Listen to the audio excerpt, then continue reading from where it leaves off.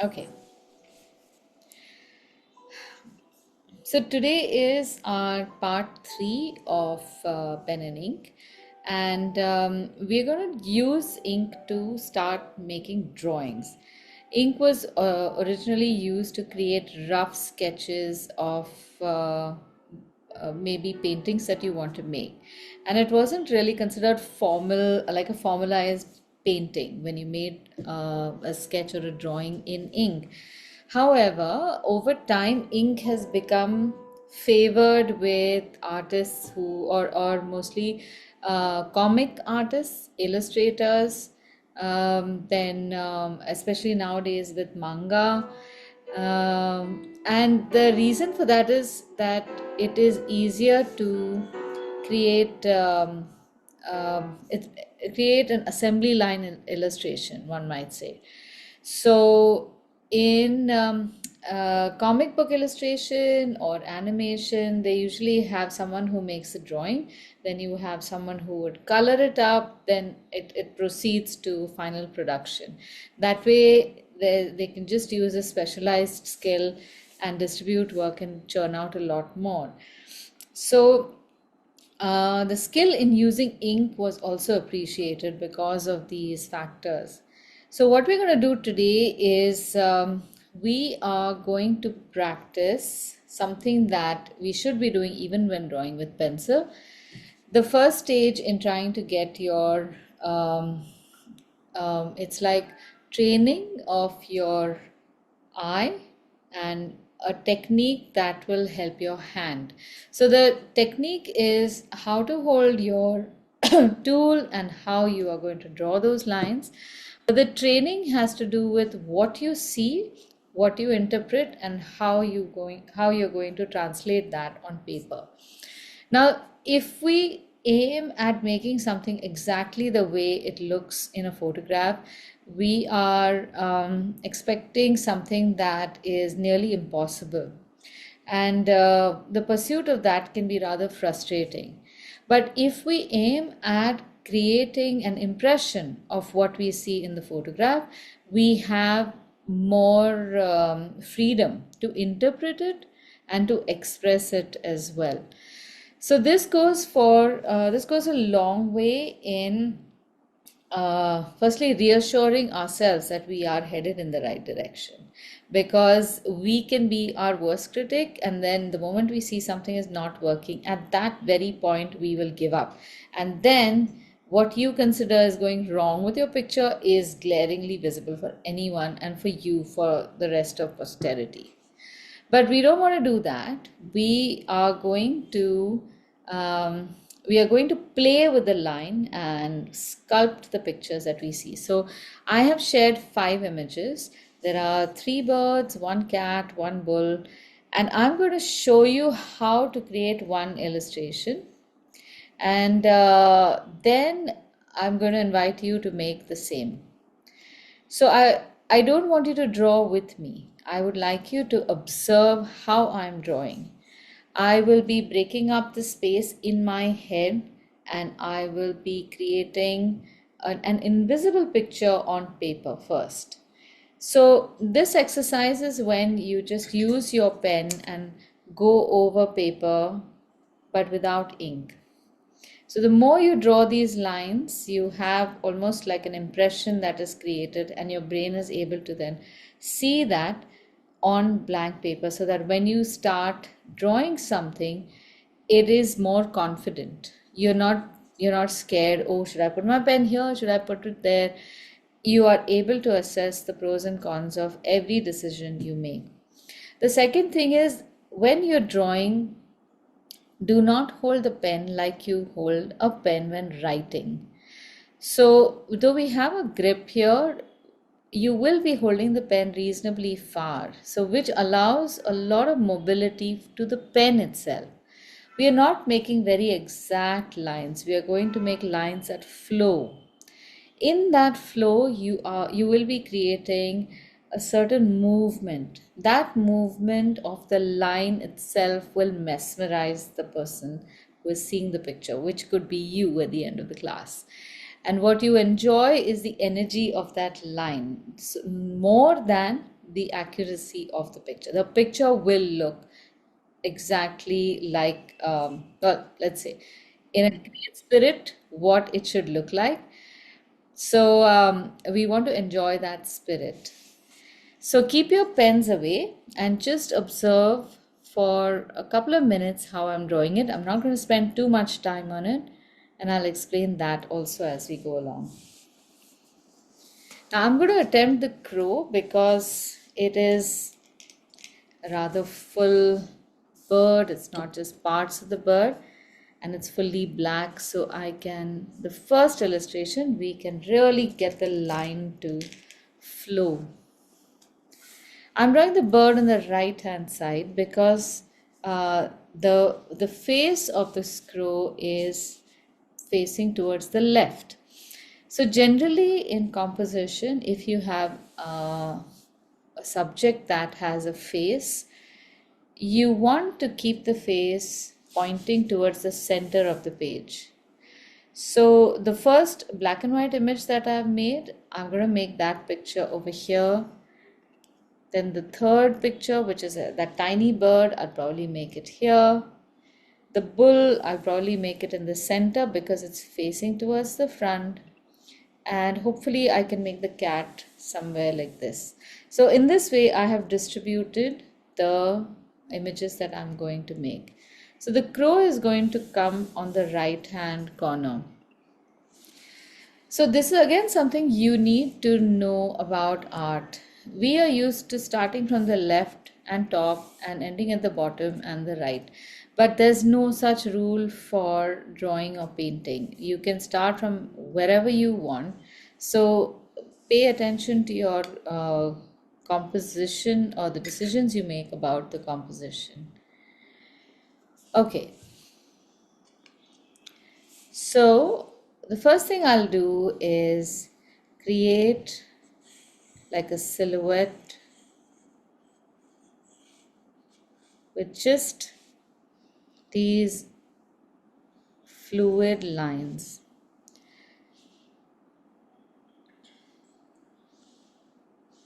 I'm not making the lines too fast, but I'm looking at the subject and I'm letting my hand flow. I'm holding my pen pretty far away also. If I hold it here, then I'm restricted to making a line that's just about an inch long, and then I have to move my hand further, and then the hand might shake. But you know what? Just let it shake. It's okay. You might get slightly wobbly lines. And wobbly lines are not bad, by the way. A wobbly line can, uh, in the worst case scenario, make it seem as if your bird is quivering. So what? Let it quiver. So draw each piece like from a small to medium sized piece to a larger piece, growing the object in proportion as you see it. But I am also drawing several lines that go through, some lines that don't finish, and create some additional texture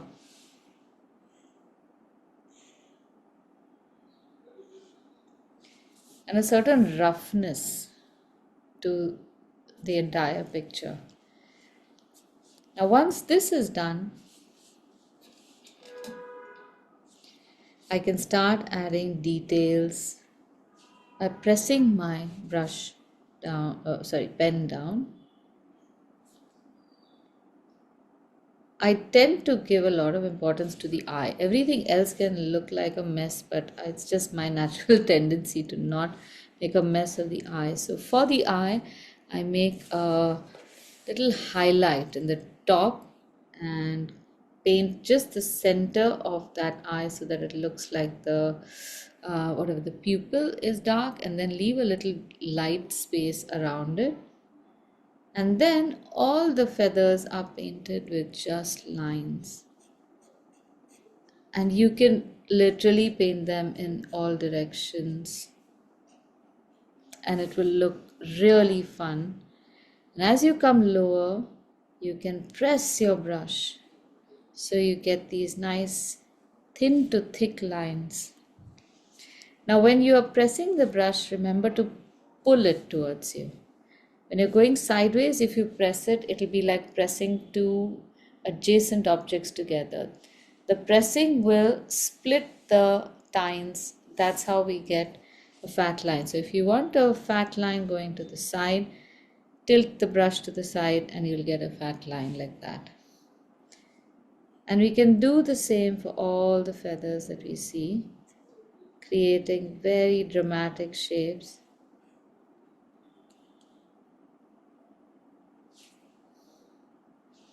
And then you can also use this to create a more formal edge. So once you are sure that you want the body to end at a particular point, you can make a fat line and all your thin lines will almost become invisible.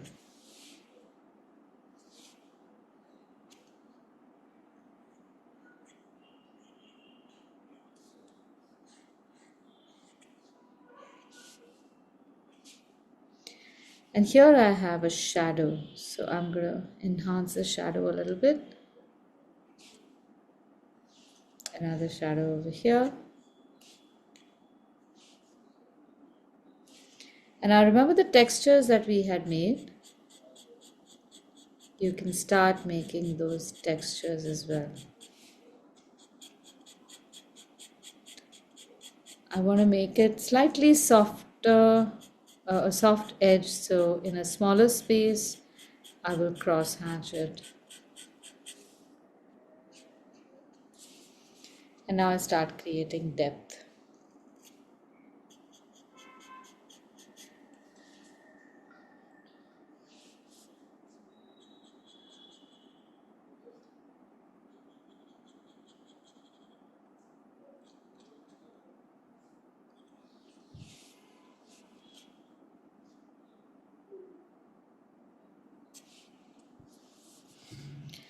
Okay, so that's about 5 minutes of work to just draw the lines. Once you're happy with it, then you can add more texture.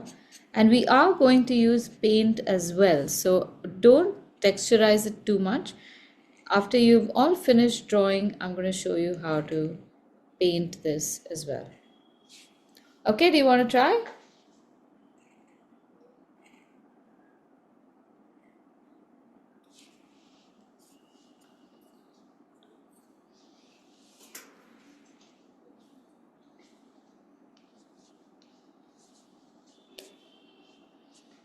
So one note before you start the ink work, just test the ink. If it's become too thick, you can add a drop of water to liquefy it.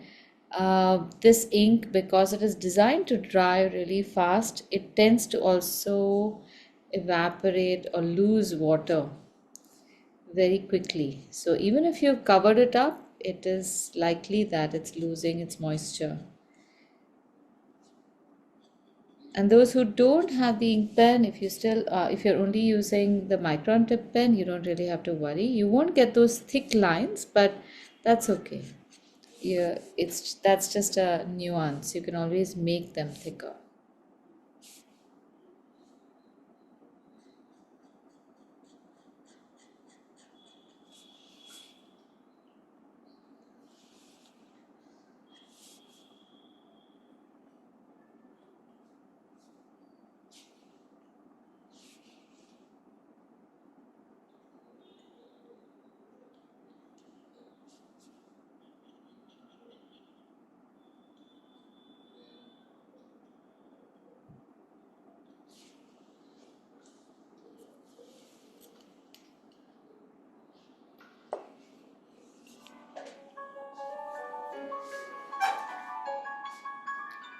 Okay, shall we paint?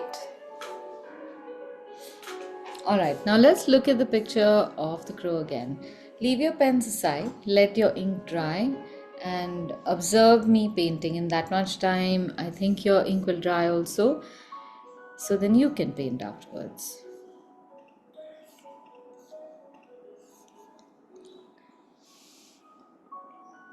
So when you look at a picture of this crow, if you look at it from with your brain, it'll tell you it's a black crow or it's a black bird. But if you look at it objectively, you notice if I don't see the crow, this is not even black. This is actually a very beautiful, almost ultramarine blue color. Then there is a cobalt blue hint, and black is only in the shadows and maybe some around the eye and the beak.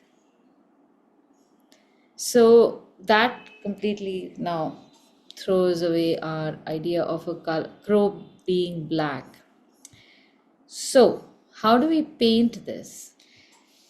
The standard way would be just take black ink and paint it, or just take your colors and paint it.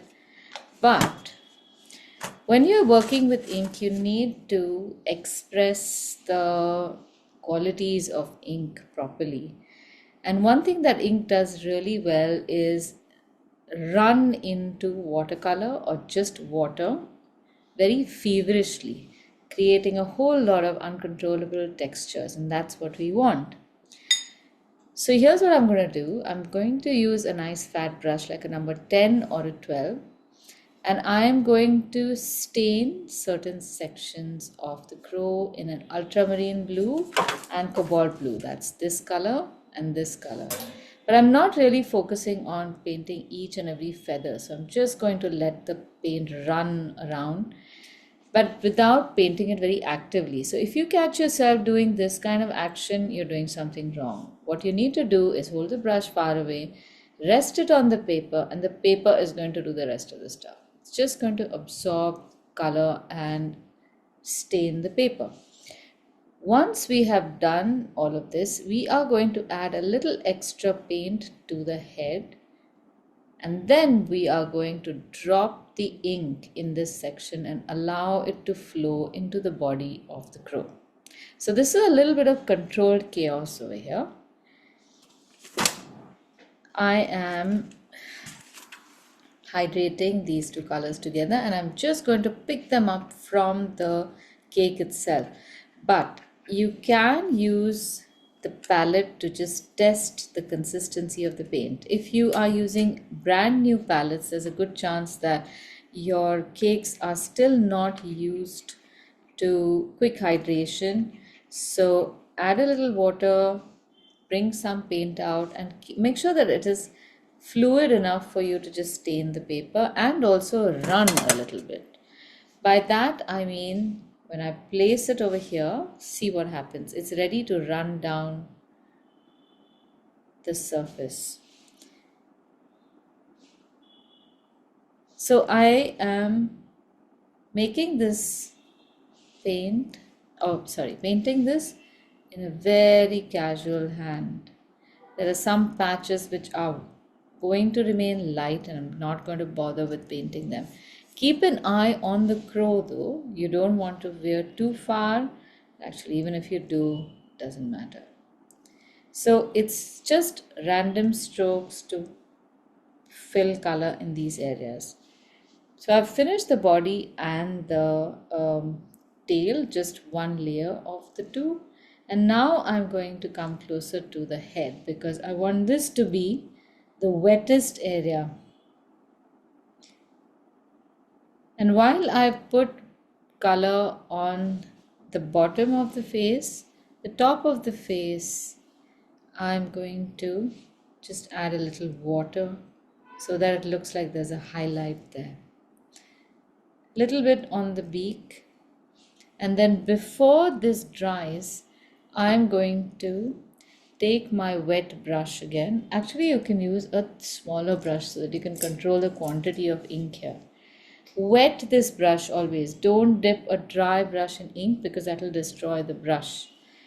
I'm taking this small 2-number brush, dipping it a little bit in ink, and I'm going to place some ink right where the nose is. And look at how beautifully that ink is going to flow. So it's going to create this very dramatic shadow on its own. You really don't have to do any work for this. You have to just place it there.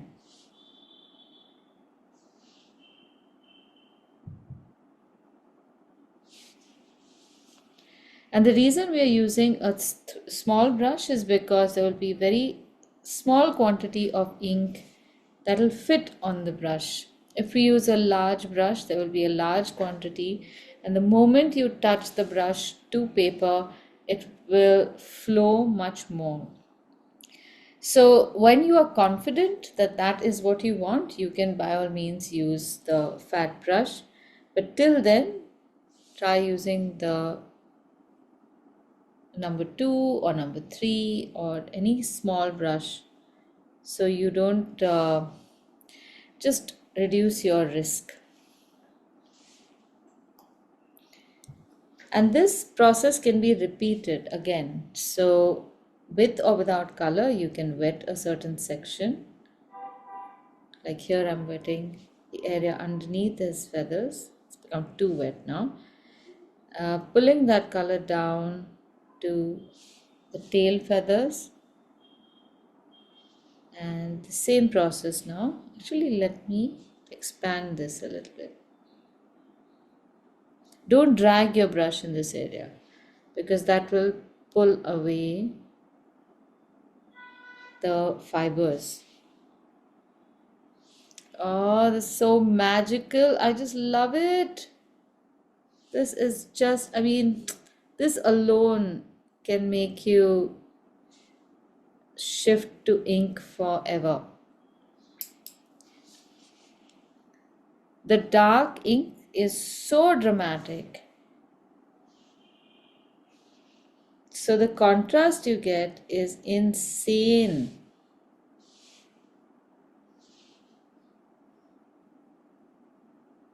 And then you can use the brush to mark a few areas dark on the feet and the beak. And that should be it.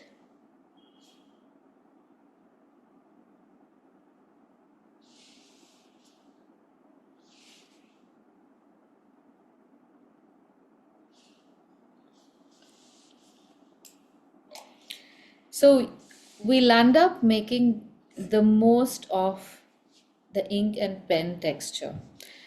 We have created lines which are spontaneous. We have used the thick and thin of a flexible nib, and we have used this whole blotting ability of the ink to the hilt.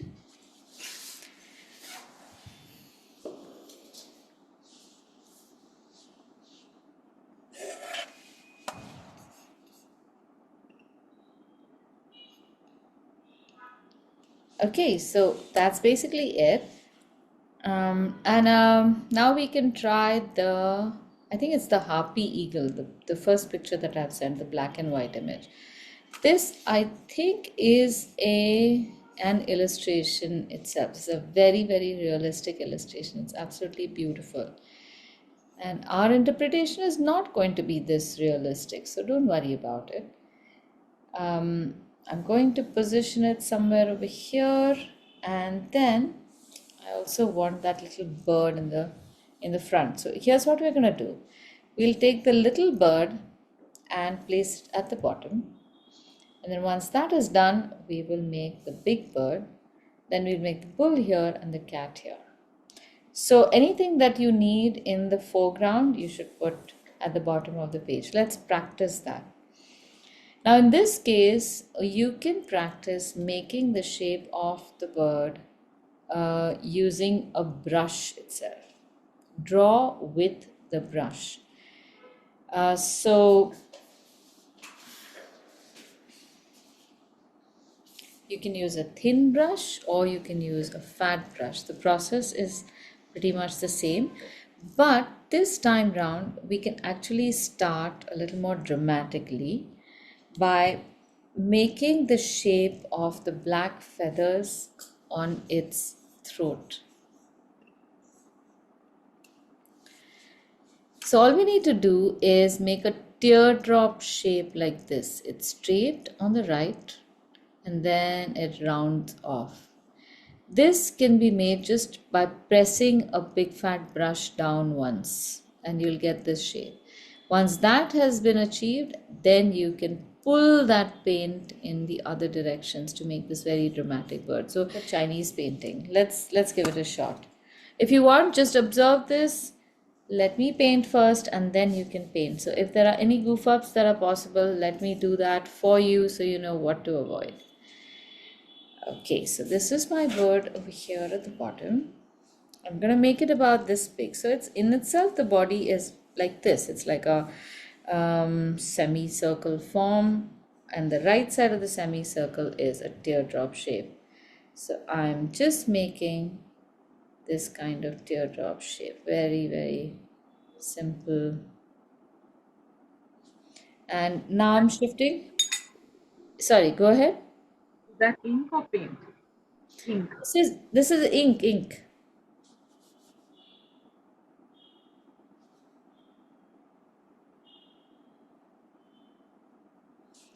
And now I will use the brush to make the same kind of casual lines that we were making earlier.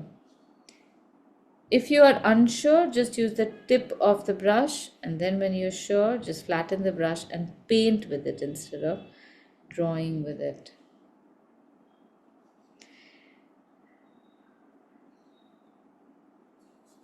And if you want, you can leave the top unpainted because there's a blue that's coming there, or you can just give it a small line. Draw these lines next to each other. And here, now here's the fun bit. Here we can actually place really wet ink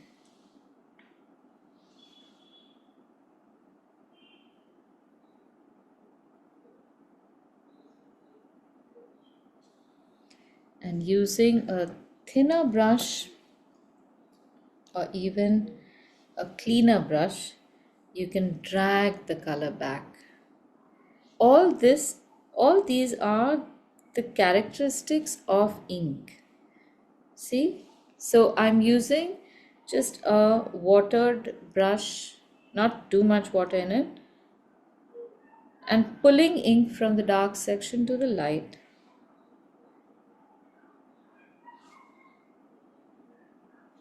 Washing it even further.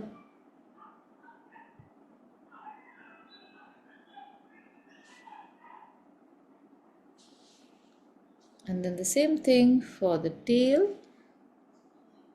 Just checking where the position of the tail is.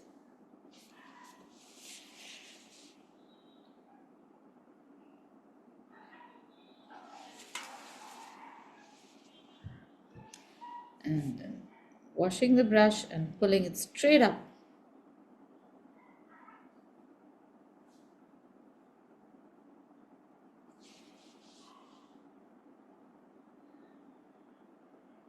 And the feet of the bird can be a little challenging. So just draw the legs and just draw like a Y, an inverted Y shape, and stop at that. That's good enough. Because sometimes trying to draw those digits of the claw can ruin a perfectly good painting.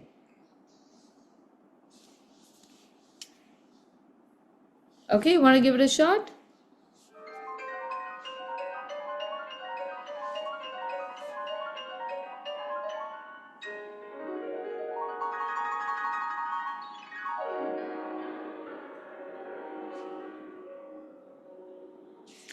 So remember that we are making a painting. Okay, we do not want it to look like a photograph today. I know for us, we maybe it's just a cultural thing. There is a huge importance given to something looking absolutely like the photograph, and in general, we have very little appreciation for abstraction, just culturally, I feel. And I remember trying to explain to people, even to myself, really, that why would you think this would be better art than drawing something that looks exactly like the photograph? So I guess it takes a certain evolution and having done a little bit of art to know that unless you are able to find a language to express your work or your thoughts or your ideas or your emotions with, just copying or being able to copy something absolutely perfect is only half the work done. It's like, I suppose, when I don't know about now, but I remember when we were in school, we were given essays to learn by heart and regurgitate exactly the same essay, word for word, when this topic was suggested to us. So we were great at learning by heart, but we are terrible at writing essays. What is the point in being able to write like 2000 words in half an hour if those words are not ours?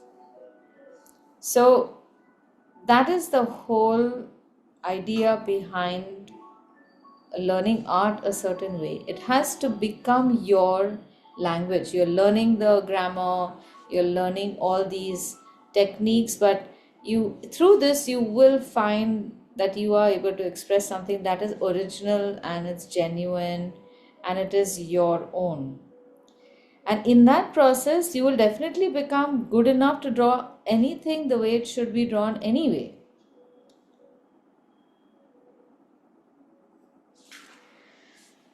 Okay, now if this painting is done, here's the fun bit.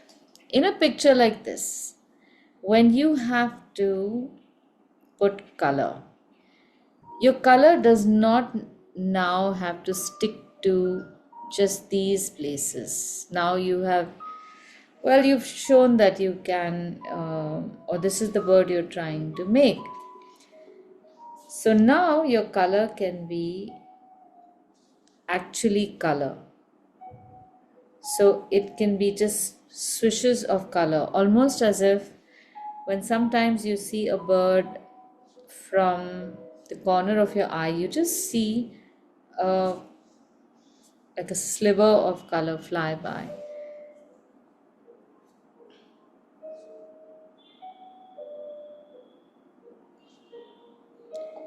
And then you can also splatter around just in the area where you have that color. So this makes the picture arresting, and that is what we want. If we wanted this to be a bird that is identifiable by people who are going birding, then of course we will make a botanical illustration. But this is not for that. This is for enjoying the medium or the two mediums that we're working in.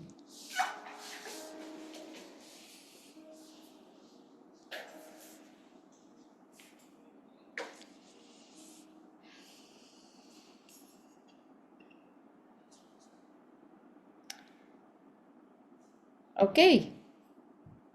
All right. Now, I think all of you might have also drawn your bird to the left. So now let's draw the cat on the right. And this one we can do together if you want. I know this can be a little, maybe a little difficult. So if you want to, you can use a pencil over here to just make some marks. But I would challenge you to just go ahead and draw anyway without bothering with all of that. So imagine the face of the cat is going to be somewhere here. In this niche, very cutely we can fit the ear. You can almost see the silhouette of the cat's ear in the space between the feet of the crow. So just below that, this is where the ear can come, and then the forehead, the second ear, and then this can be the size of our face. And if this is the face, then the nose can start somewhere over here. It's all very visible in the picture of the cat itself.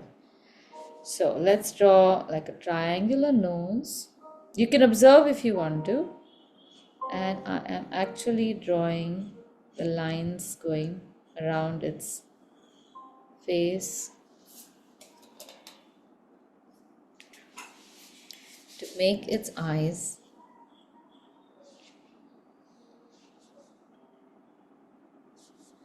And here we have a lot of fur. So you can draw some fur lines. Now, in the drawing of these lines, avoid making zigzag lines. Those just look awful. So take the trouble to make a few lines individually. Even if they are crooked, it still won't look as bad as zigzag lines. I don't know what it is. I still have to think about why zigzag lines don't work in a pen illustration.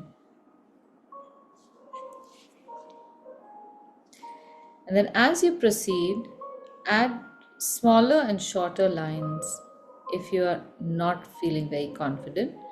And as the shadows start being built, you will start seeing those shapes. You don't even have to draw outlines really. Just draw a few lines in the direction that you feel they should be, and that should be it. And otherwise, you can also draw something like this.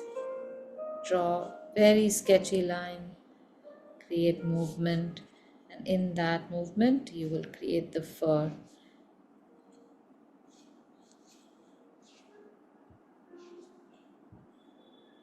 And the best bit is you can keep growing these lines.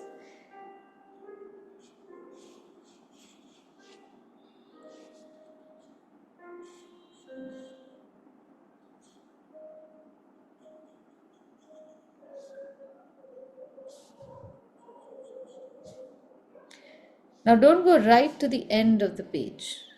Leave a little gap, like a 1 centimeter gap from the bottom, because your eye really needs that to appreciate whatever composition you make. And almost as a rule that I insist in class, at least for the class, don't paint right up to the edge. This is me enforcing my personal preferences on all of you. But of course, when you are doing your own artwork, feel free to go wherever you want, as close or as far from the edge. But do it knowingly, not without understanding what it does to how your pictures are received.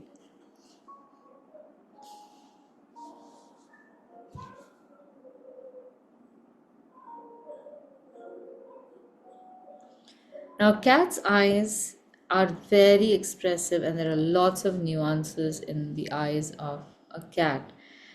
One thing that you need to do is keep a certain section at the top of the eye free of any shading or color. That is the highlight. And that is what will make the eyes look alive. Their pupils are an almond shape, upright almond shape, very different from human pupils, and to some extent rivaled only by the eyes of alligators. But they are pretty unique. All cats have just absolutely stunning eyes. But there is a shadow on top, so you'll do a little bit of shading along the top, again without shading into the highlight. And there will be some line texture within the iris of the eye as well. The shape of the pupil will be the same in both eyes and pointing in the same direction. Otherwise, your cats are going to look very squint and maybe even very angry that you've made them squint.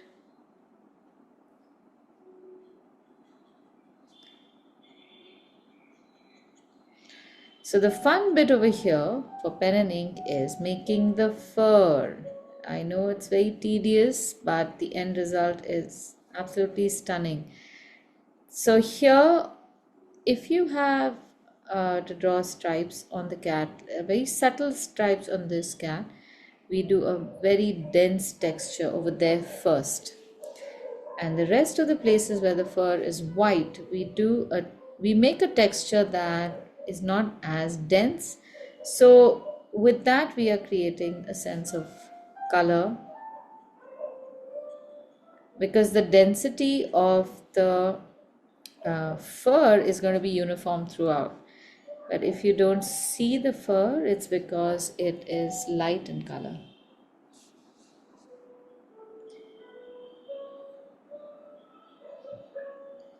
Another reason why it's great to study furry animals or create a picture of furry animals in ink is because you get to see all these lines of fur very clearly. So the ability to sketch becomes easier or stronger,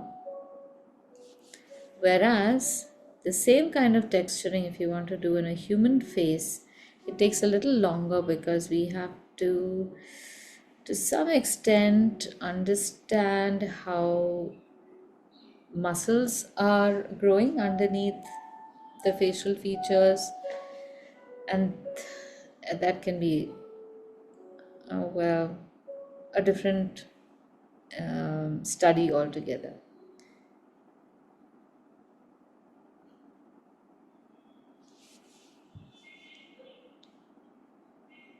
And of course, furry animals are so cute. So ignore the shadows. We are going to paint the shadows in this.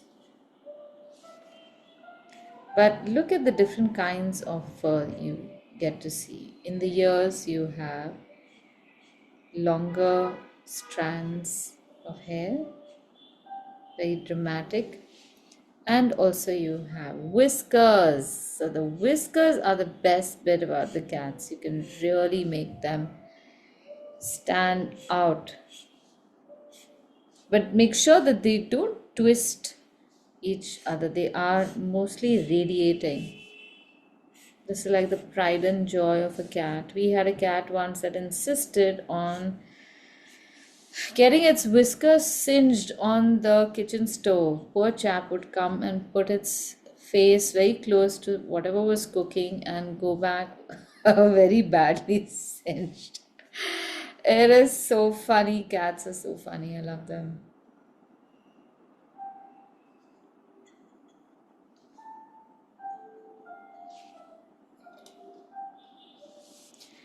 So in this case now, when you have a furry animal, it won't really have a straight edge to indicate where its body ends. And that's okay. We don't need to have a very clear line to distinguish one that the body ends here, one body ends here, one body starts here.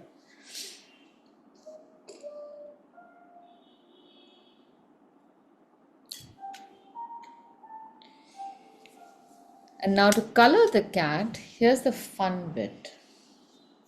Hopefully this is all dried, but even if it hasn't dried, it's okay. You can decide the colors. Just because there are certain colors or that we see on the cat in the picture doesn't mean that those are the only colors you can make. So how about we won't veer too far away, I don't want to freak everyone out, but we could use a burnt umber and a blue to paint this cat. So burnt umber is a brownish shade. I'm not going to make it really dark, so it's very watery, that I'm going to put in a few areas and wet this face up a little bit. And this time now I'm pressing the brush a little bit so it does not not that it does not, but that I can embed the color into the paper, and also the color becomes slightly lighter when you press the brush down. So since our cat has got this very dramatic coloring on its face, not so much on its chin, you need not put color on its chin at all. And play around with that, with those stripes and those colors in this section with blue. Apply the color in the same direction as you see the lines. So along the nose, along the edge of the mouth, coming down like this. Control the amount of paint you have in the brush.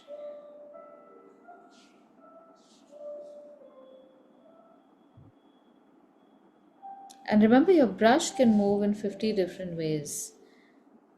Our pen can't and our pencil can't, but the brush can. So press it down, move it from bottom to top, top to bottom, just with the tip, or flatten it.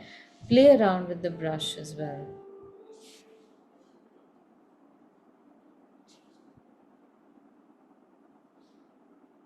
Make some bold strokes to make the cat look even more fun. And then if you want to put a shadow along its neck, here again we can just use ink and just first spread some water around the neck without going into its face. So there's an edge over here. And along this edge, we will take some diluted ink, so just a little bit of ink that you can then drop on the chin and let it just spread.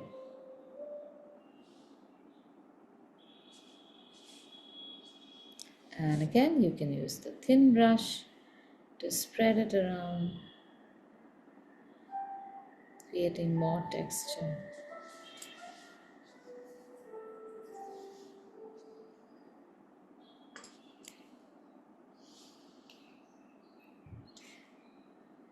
Now to make the eyes, we can use a lemon yellow and paint the entire eye in that lemon yellow color.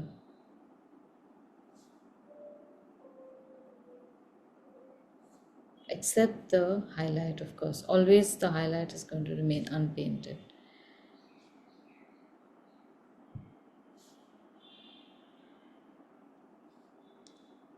And now I'm going to dare to put a little bit of ink over here. So let's see how that works. So a little at the top.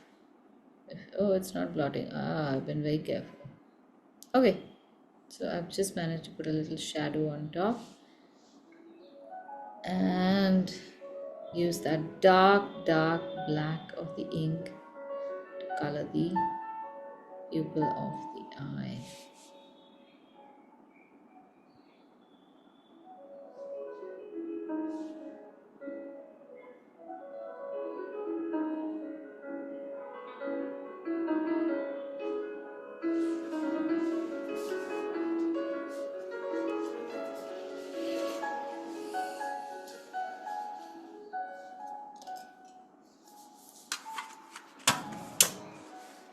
Okay, so far everything is looking good.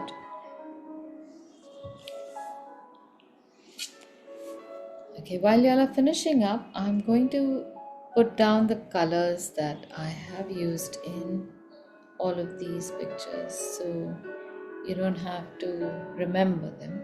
You can always just refer to the image.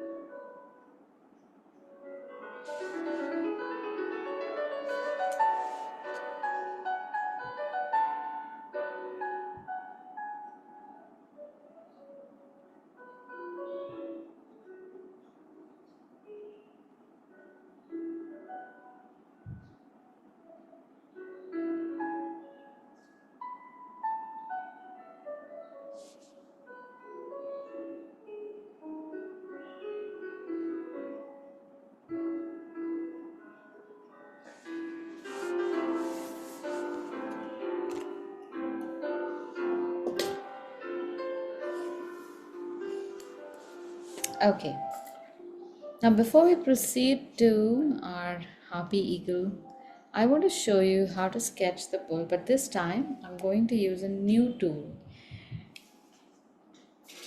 So this is a Kuritake, oh no, it's a Pentel brush pen which is refillable. It's got the ink comes in this chamber, and you can press on the chamber to release ink into this part from where then the ink is allowed to flow into this brush. So it's very good for, I guess, Japanese or Chinese calligraphy. So I want to just show you how this pen works. It works pretty much like a very fine brush, but there are certain characteristics about this brush that I absolutely enjoy. But I want you to see this first before you go and buy. Right, so I'm drawing the bull, and what I want to capture is the energy of the bull. This pen can make thin lines and thick lines all at the same time. So I'm going to start creating those lines with motion.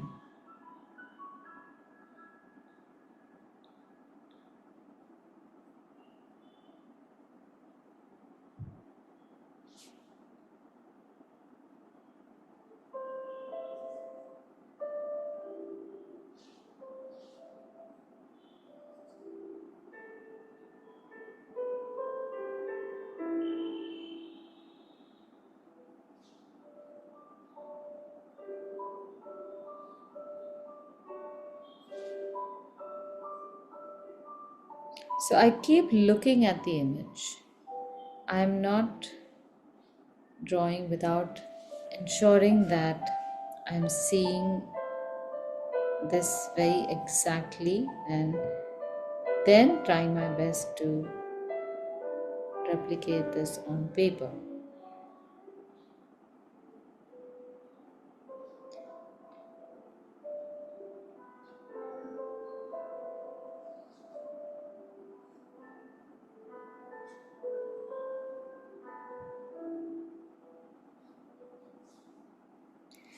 Now, because of this whole fluid action and the fact that you don't have to dip this in ink, there is so much spontaneity to the strokes, which is sometimes missing when you have to keep dipping into ink.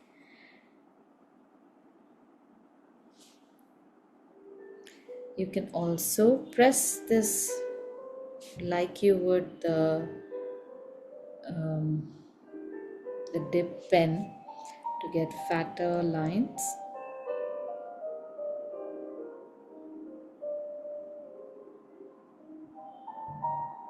So you can get very dramatic results. So I'm going to share the link for this pen after class, and you should try and pick it up. I don't know if it is available in our local stationery stores, huh?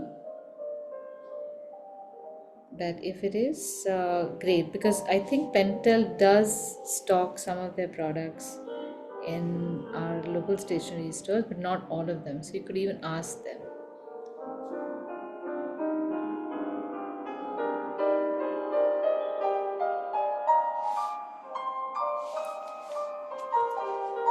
Now this pen is not waterproof ink.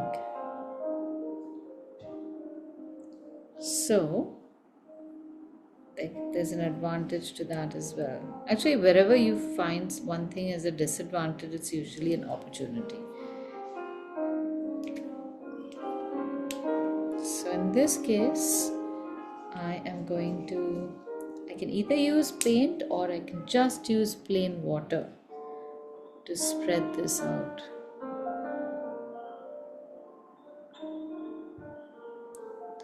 And create a very dramatic looking line. And in the right place also I can create highlights. I can draw attention to a few places by adding water and making those sections dark. And in some places, by not doing it, I can attract attention over. Ink is not waterproof. Sorry? The ink of this pen is waterproof? No. No, no, it's not. It's No, not. not. That's why I'm able to do this.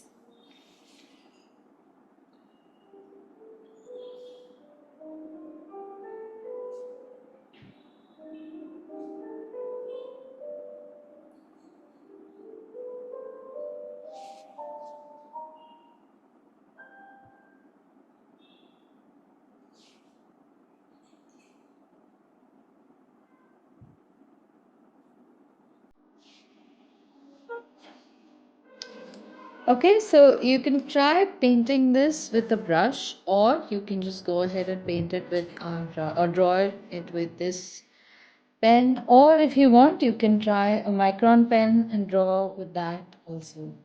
Anything is fine.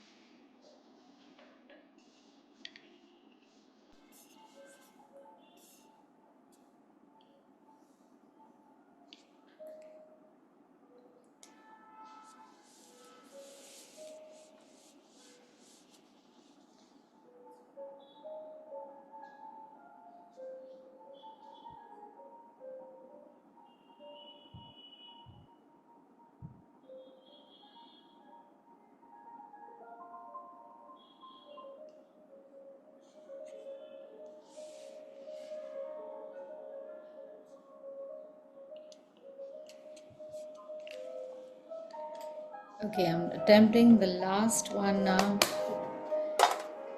but I don't want to rush you guys. If you want to focus on just the bull, you can do that. I'm going to use all of these or some of these techniques to make that harpy eagle. So I'll probably draw some part of him first, then drop some ink, and then pull some color into the rest. So don't bother observing right now. I don't want to distract you. You can watch the recording maybe 45 minutes into the recording also, so you don't have to watch the whole thing for that. Aditi, I'll just exit the class Yeah, and I'll watch the recording later because I need to cook now. no problem, no problem. Yeah, bye bye. Bye, bye.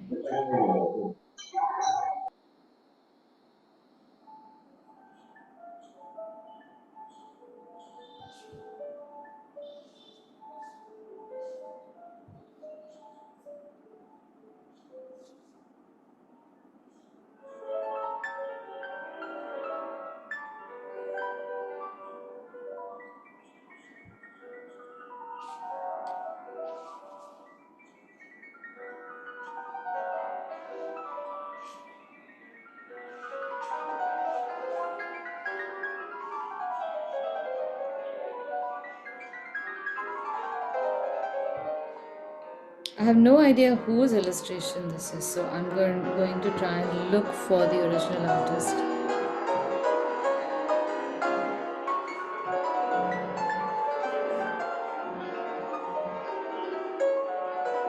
And in the recording, then I will give you information about who the artist is. And in case you find who this one is, please let me know so I can put it on the notes. Because this is definitely a contemporary artist, and I do not want to claim this to be my artwork at all. And of course, I would love to appreciate the original artists themselves.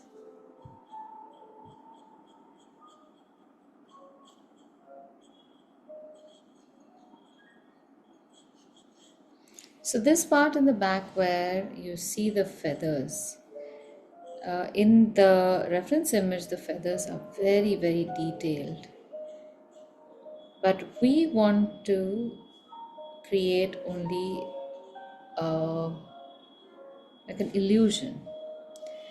So I am making some rather huge feather like structures, almost like a texture. And this texture is not really of feathers, but it'll evoke a sense of those same feathers. So sometimes it's fun to play with perceptions also. You don't always have to give all the information straightforward.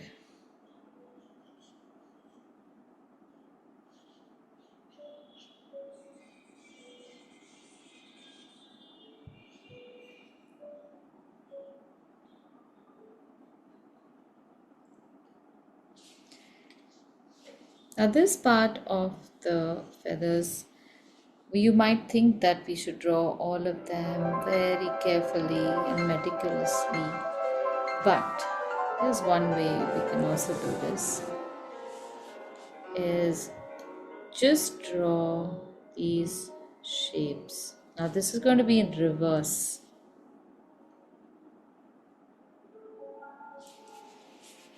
See? We're creating the illusion again of those feathers in black. If we have to paint this part, we can paint it differently. But we can definitely make these feathers by just pressing the nib.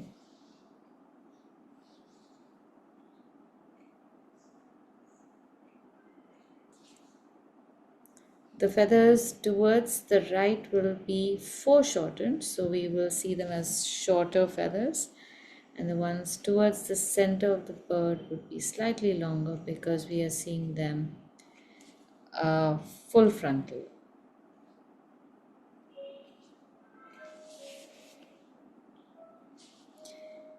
And there will be certain marks here and there which are great fun to make with ink, especially if there are some dots, lines, a little bit of texture on the feathers on the left.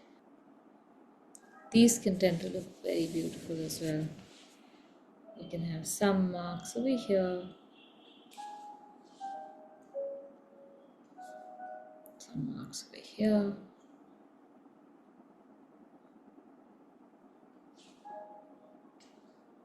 And now we can do the same thing that we did with the earlier picture. Now here the paint is still wet, but I could just wet this section on the outskirts.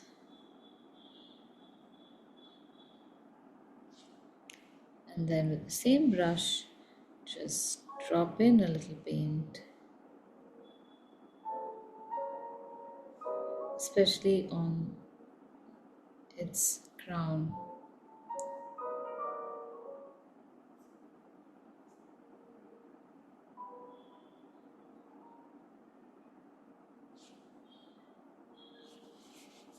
And I'm using the same technique to spread the color out as well.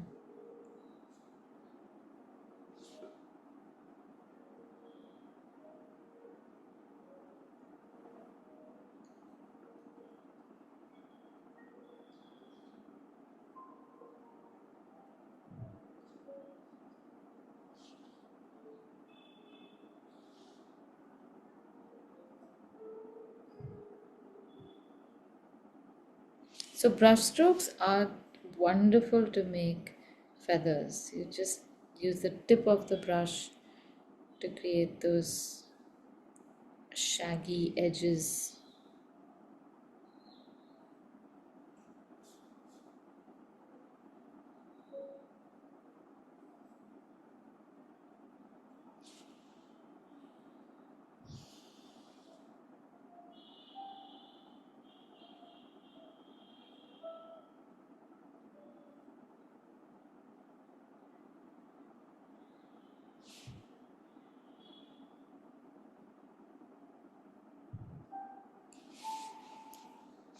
And then finally we can make this very dramatic shadow by its face.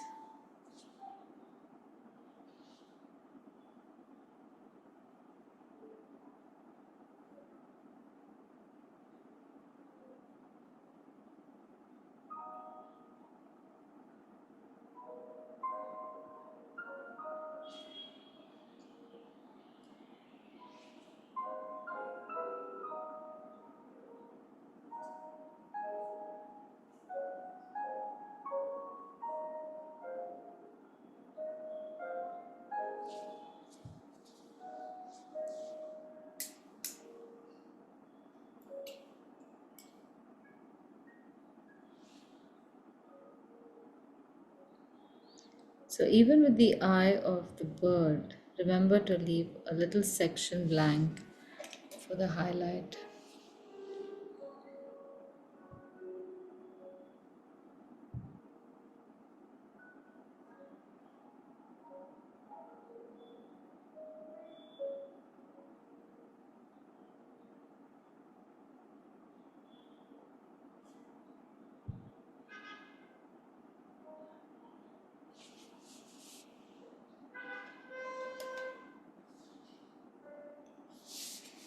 Now in this part, if you want to make this dark, we can recreate the same shape the uh, with the ink itself, but this time using thick brush strokes. So you can just make these strokes above or below the strokes we have made with pressing the brush, so long as you leave a little section uninked, you should get the same effect. So underneath each of those or above each of those, you can start filling that with scallop shaped feathers. And honestly, you don't really need to make this too perfect also. Well, although it's such a beautiful texture, I wouldn't mind making it too perfect.